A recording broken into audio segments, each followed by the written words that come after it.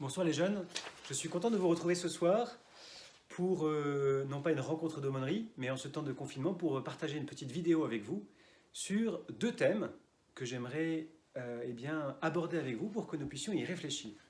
Le premier, c'est celui des dons, des talents que vous avez reçus.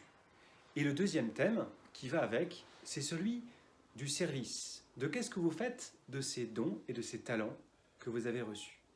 Alors nous sommes en période de confinement et nous vivons en famille et ça peut être un peu difficile de vivre ce temps de confinement en famille. C'est pour ça que ce soir j'aimerais aussi que nous abordions ce thème du service jusqu'au bout. Certains aiment rendre service, d'autres aiment moins cela, mais en tout cas quand on est en famille et quand on vit ensemble, eh bien quand on fait partie de la famille, c'est normal de prendre notre part. Alors tout de suite, nous commençons par la parole de référence, la référence, la parole de Dieu. Nous écoutons Jésus dans l'Évangile. En ce temps-là, Jésus disait cette parabole à ses disciples. C'est comme un homme qui partait en voyage. Il appela ses serviteurs et leur confia ses biens. À l'un, il remit une somme de 5 talents, à l'autre 2 talents, au troisième, un seul talent, à chacun selon ses capacités. Puis, il partit. Aussitôt, celui qui avait reçu les 5 talents s'en alla pour les faire valoir et en gagna 5 autres. De même, celui qui avait reçu 2 talents en gagna 2 autres. Mais celui qui n'en avait reçu qu'un alla creuser la terre et cacha l'argent de son maître. Longtemps après, le maître de ses serviteurs revint et il leur demanda des comptes. Celui qui avait reçu 5 talents s'approcha, présenta 5 autres talents et dit « Seigneur, tu m'as confié 5 talents. Voilà, j'en ai gagné 5 autres. » Son maître lui déclara « Très bien, serviteur bon et fidèle. Tu as été fidèle pour peu de choses, je t'en confierai beaucoup, entre dans la joie de ton Seigneur. » Celui qui avait reçu 2 talents s'approcha aussi et dit « Seigneur, tu m'as confié 2 talents. Voilà, j'en ai gagné 2 autres. » Son maître lui déclara « Très bien, serviteur bon et fidèle. Tu as été fidèle pour peu de choses, je t'en confierai beaucoup. Entre dans la joie de ton Seigneur. » Celui qui avait reçu un seul talent s'approcha aussi et dit « Seigneur, je sais que tu es un homme dur. Tu moissonnes là où tu n'as pas semé, tu ramasses là où tu n'as pas répandu le grain. J'ai eu peur et je suis allé cacher ton talent dans la terre. Le voici. Tu as ce qui t'appartient. » Son maître lui répliqua « Serviteur mauvais et paresseux, tu sais que je moissonne là où je n'ai pas semé, que je ramasse le grain là où je n'ai pas répandu.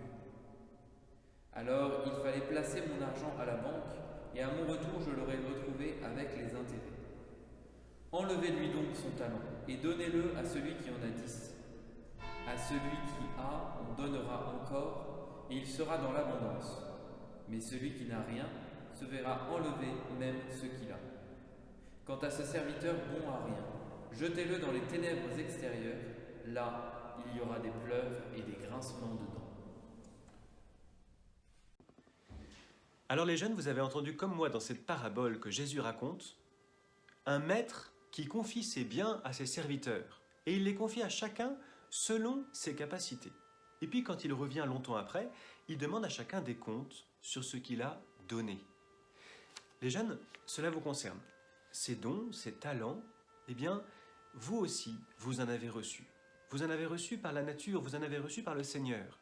Par exemple, il y a des dons que tout le monde a. Tous les jeunes de votre âge, généralement, ont ces dons-là. Le don de la vie, le don de l'intelligence, le don d'avoir 10 doigts, le don des 5 sens. Et puis, il y a des dons plus particuliers que certains développent davantage ou qui sont répartis différemment. Par exemple, il y en a qui vont avoir le don de cuisiner, d'autres qui vont être très habiles de leurs 10 doigts pour bricoler, d'autres vont être plus sportifs, d'autres vont avoir la facilité pour les mathématiques, ou d'autres vont avoir une oreille musicale et être doués pour la musique.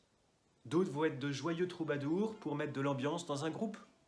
D'autres vont avoir un cœur plus sensible, une oreille qui est capable d'écouter mieux que les autres. Il y en a qui vont avoir le don de parler facilement plusieurs langues, d'autres qui vont avoir un don de l'esthétique, de l'harmonie. Puis il y en a aussi qui vont avoir un don, une facilité pour la foi. Je vous invite à reconnaître dans votre vie déjà les dons généraux que vous avez reçus et les dons particuliers que vous avez reçus. Parce que pour cela, eh bien déjà, il faut les reconnaître, les apprécier pour remercier le Seigneur, et puis là, savoir là où on a des dons pour les mettre à profit. Je vous invite déjà à faire ce petit exercice de savoir quels sont les dons que vous avez reçus et qui sont particulièrement précieux et pour lesquels on vous demandera des comptes. Maintenant que vous avez peut-être pris quelques secondes pour prendre le temps de faire le compte de vos talents, de vos qualités, des dons que vous avez reçus, vous avez peut-être aussi pensé aux dons que les autres avaient reçus. Sachez les jeunes que nous naissons différents les uns des autres. Mais cette différence ne veut pas dire que nous ne sommes pas égaux. Nous avons une égalité de dignité devant Dieu. Donc nos différences ne sont pas un obstacle à l'égalité.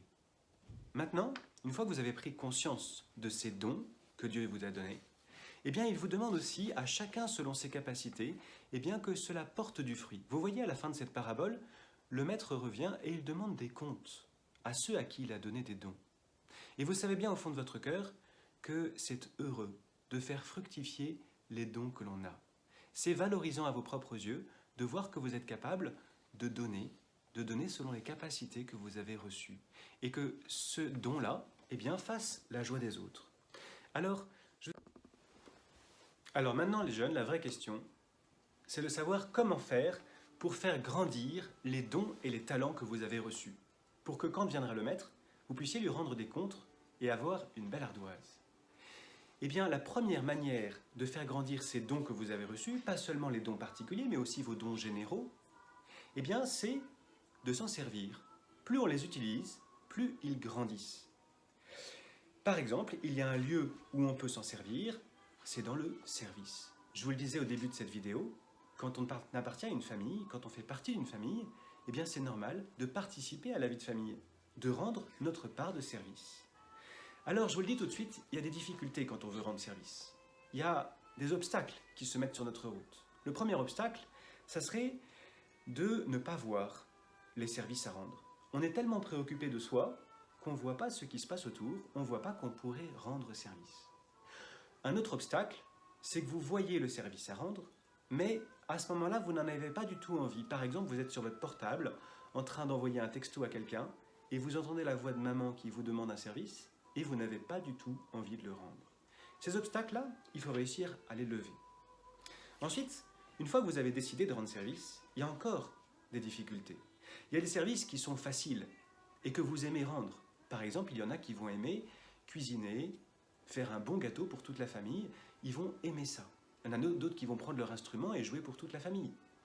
Mais il y a aussi des services, et vous le savez bien au fond de vous-même, qui sont plus coûteux, que vous avez moins envie de rendre. Je prends un exemple qui n'est peut-être pas le vôtre, sortir les poubelles ou passer la serpillière. Mais vous voyez, à travers tout cela, eh bien, l'intérêt, pourquoi servir, pourquoi rendre service? Parce que par les services que vous rendez, les dons et les talents que vous avez reçus grandissent. Pas seulement les dons particuliers, les dons que vous partagez aussi avec tous les autres, dont je parlais au début de cette vidéo. Donc, pourquoi rendre service? Pour grandir, pour faire grandir les dons et les talents que vous avez. Et aussi, vous le savez bien, pour réjouir les autres. Quand on rend service, eh bien cela donne de la joie autour de nous. Le plus important, les jeunes, le petit secret pour le service, quel qu'il soit, que nous aimions le faire ou qu'il soit coûteux, le plus important dans le service, c'est l'amour qu'on y met, la joie qu'on y met. C'est ça qui fera que notre service portera un fruit abondant dans notre cœur et dans la joie de la maison. Alors en conclusion, ce soir, peut-être, en repensant à votre journée, je vous invite à vous poser la question, quel service est-ce que j'ai rendu aujourd'hui? Est-ce que je l'ai fait avec joie, avec amour? Ou alors est-ce que, au contraire, j'ai plutôt profité aujourd'hui? Est-ce que je me suis plutôt donné ou est-ce que je me suis plutôt pris? Est-ce que j'ai plutôt pris sur les autres?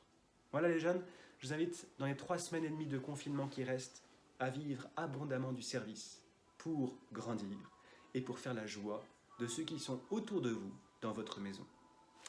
Bonne journée, bon confinement, prenez soin de vous.